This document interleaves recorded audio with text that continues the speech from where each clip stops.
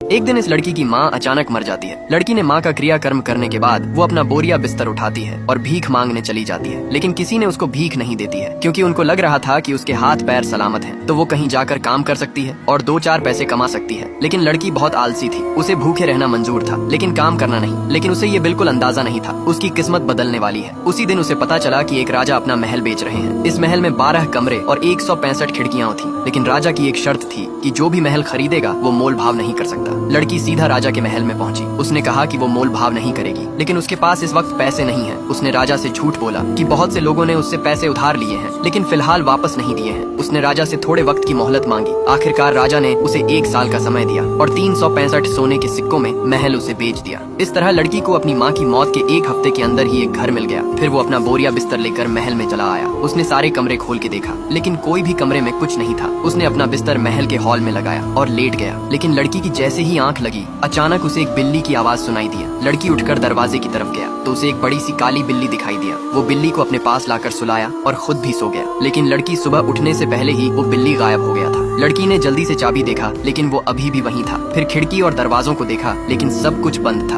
उसे समझ ही नहीं आया कि आखिर बिल्ली गई तो गई कैसे। और फिर से रात हुई और वो जैसे ही लेटी वो काली बिल्ली दोबारा आ गई। लड़की ने उसे डांटा कि पूरा दिन कहाँ गायब था, लेकिन बिल्ली ने कुछ नहीं कहा, बस पीछे मुड़ी और अपने मुंह से एक बड़ा सा हीरा उंगाला। लड़की देखकर हैरान रह गई क्योंकि बचपन से ऐसा कुछ भी नहीं देखी थी। उसने वो हीरा एक जार में डाल दिया और फिर बिल्ली के साथ सो गई।